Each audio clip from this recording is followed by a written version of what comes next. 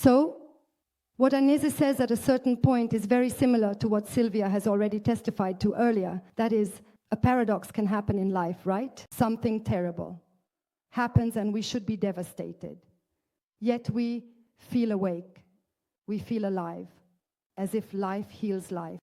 And so the first question I ask you is precisely this.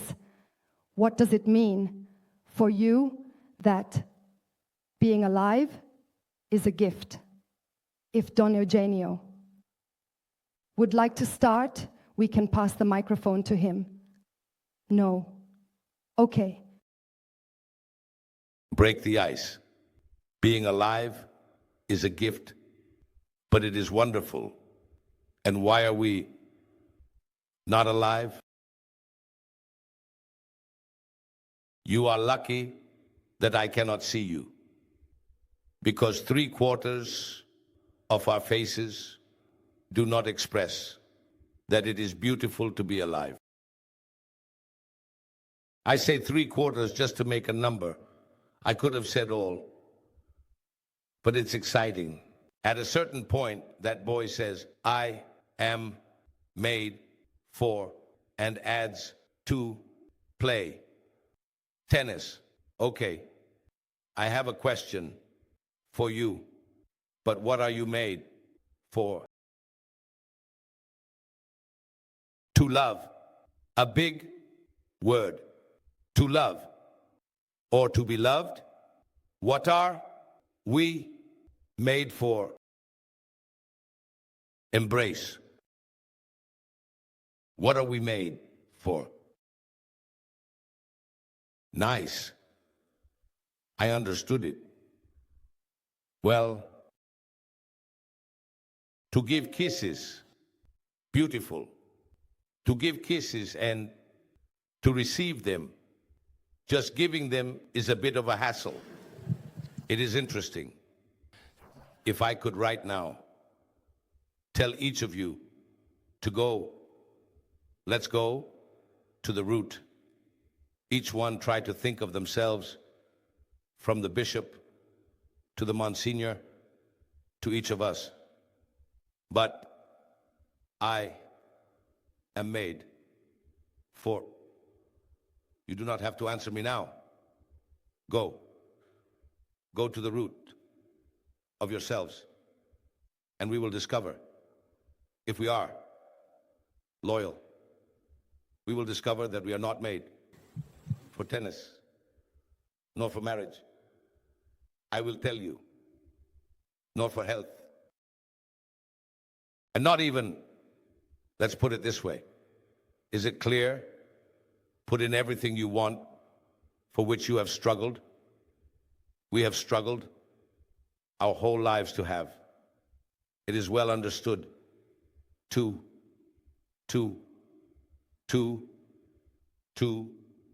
arrive at today and discover that all that two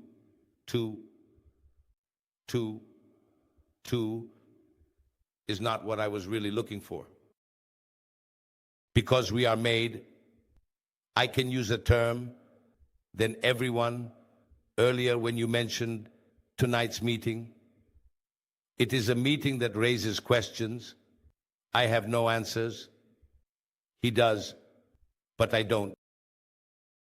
So I leave you with an image, one that we all have before our eyes, to understand what life is made of. Do you know who we need to look at? Go on. It's a bit of a challenge, also a dialogue. Who do we need to look at? Go on, you have it. The children, not those 6, 7-year-olds that you mothers have already ruined. You must not. Holy Mother Santa Fe. No. Children are born as they are at the beginning. We must look at children. And what are children? Life. Am I wrong? Life. An explosion of life, of taste, of desire, of passion, of knowledge. They touch everything. They feel everything. They suck on everything. Why? Because I want to, and they are just structured that way. Relationship with reality. Is it true or not? The child doesn't care at all if they are beautiful, if they are ugly, if their mother is excuse the term, because I have worked a lot with some rather promiscuous mothers, so the child doesn't care about, but absolutely nothing. Neither about his mom, nor about his dad, nor whether the house is big, nor whether he has toys, if he doesn't have them. The child is curiosity. Life is the desire for life. A mistake. Perfect, O Evie. Life, the desire for life, or am I wrong? True. Perfect. Oh, it's true. Enough. It's interesting, friends, that Jesus one day told the adults, when they asked him how to live, how to truly exist in the world, he said, dear friends, if you do not return as children. Being like children means being in that human position that I, God, have given to each of you, so that each of you could enter the world and begin your wonderful adventure of life. So no, I don't know if I can make myself understand that life is a gift, that living is in our nature. It is in our structure. It is in our DNA. We are born this way. I had an absolute desire for life, an absolute desire for happiness, of which all the choices we make, all of them, all marriages, children, money, work, I leave, I take, I change, everything we do. And choose is sometimes, indeed often without knowing it, aimed at satisfying that structure, that self that desires to be happy. Wonderful. So, the first response that I want to throw out there is, but why is life a gift? Life is truly a gift. Joy is a gift. Happiness is certainly a gift. It's like having 2 ears, a nose, the structure. When you stop, let me know if I'm being too long. No. Maybe now we should give space to others. Go ahead then. No, absolutely not. Applause. What applause? Go. Thank you. Thank you for the invitation to be here. It is truly a privilege to be able to listen to these testimonies. What can one add after a story like this? I am a screenwriter. I live off stories. If I have to say why, in what sense life is a gift, I go to the root of my profession a bit. I manage a bit. I have a privilege. I first receive a gift, the gift of people's free time, because I write for primetime networks or for cinema, meaning I have the opportunity to tell stories and manage to gather the emotions that the audience offers me in that very delicate moment that the audience gives me, which is their free time. The 2 hours we sometimes spend in the evening, sometimes 1 hour, 2 hours in front of the television or in a movie theater are incredibly precious, because in that moment we return to being children. We return to being children. We surrender ourselves into the hands of someone else, and that someone else is the one who tells you a story. When I write a story, I remember my experience as a child when I would sit on the couch with my dad and mom watching television, and once it was turned off, I would go to bed and feel a very specific emotion when I went to sleep. I went to bed feeling restored, feeling organized, because the stories I had heard had moved me and had returned me to myself, clearer, more orderly, more composed, and happier. I had perceived myself a bit as a gift, because in that moment, during those 2 hours, I had stepped out of my life and saw it as an opportunity, a great opportunity through the adventures I was experiencing on the screen. Here, telling a story is what I have been doing for 25 years. It is about trying to gather emotions, to evoke emotions in the audience, to take them to that lost paradise. Because as Don Eugenio used to say, it is true. We all live perpetually with the nostalgia of a lost paradise, which is perhaps childhood. Early childhood is when there is still a reflection of the lost paradise, and that is why we have such a nostalgic, such a poignant feeling about it. Every story in some way suggests to the audience, reminds those who follow it, to look behind any desire you pursue, behind any conflict you face, behind any difficulty you try to overcome. There is the desire to return to that original experience of happiness and closeness to your origin. When stories work, they are those that, in a way, the audience recognizes as honest journeys toward a lost paradise. Here is Pierdante, who will later recount his experience in the first person. But if Doc has touched so many millions of people, it is because in Doc's story there is a path towards an original happiness, recognizing life as a gift through the most extreme experience there is, the experience of illness. If something works in the face of illness, then it works everywhere. It works even when I have to deal with a difficult boss or when I have to manage a complicated relationship.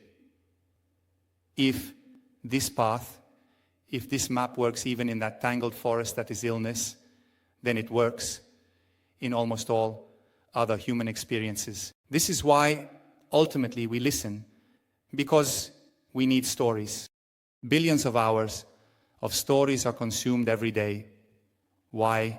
Because stories are maps to rediscover happiness, to find the lost path through the lives of others. So yes, if life is a gift, it is for the reason that Don Eugenio said it, and also because in my experience, stories give you another life and make you remember how your own life is a gift. The stories that work, the stories that truly resonate in the hearts of the audience. Thank you very much. Stubborn indeed. Do you really want? It seems to us that those who are listening are. I thank Don Eugenio and Francesco. We didn't agree beforehand, but while I was reflecting on the theme of this evening also came to my mind with keywords related to being alive, such as story and child, and how Francis has the privilege of telling stories. Father Eugenio, I believe I am a storyteller, an extreme collector of stories. My profession as a doctor is an extreme sport because I deal with the extremities of life. As you mentioned earlier, Paula, I now take care of patients who are non-transportable, meaning those who are so seriously ill that you have to go to their homes. This is a privilege, a truly important perspective, really a privileged one, to be able to go to someone's home, listen to their story, but also share their story. It's not just about listening and reproducing. Here, I listen to thousands of stories each year, all of which are the stories of my patients. If I were to make a comparison, it's like a fiction, a series in which I participate. But extreme patients, as Francis said, what could be more extreme than illness? And in my opinion, the most extreme thing is life itself, because it encompasses illness as well. but it is not the only aspect, the one that focuses you and therefore prevents you from thinking about everything else. No, illness is something that is connected to life. Death is something that is absolutely connected to life. Stories exist only if someone tells them. Tiziano Carzani said in the book, "A fortune teller told me," that there is no need to be a fortune teller because it is common experience. The stories in which we recognize ourselves, in which we understand that this is one of us. And I believe this is the main reason for the success of the television series inspired by my story, namely, Doc, one of us, are the ones that make us feel more alive and more like children. Who do you tell stories to? As Francis used to say, to make him feel adequate. When you fall asleep, stories are the heritage of children. Here, let's not forget, returning to being children means returning to the essentials, and the little prince is not right. The essential is not invisible to the eyes. The essential is very visible to the eyes. You just have to open them. Thank you. Wonderful.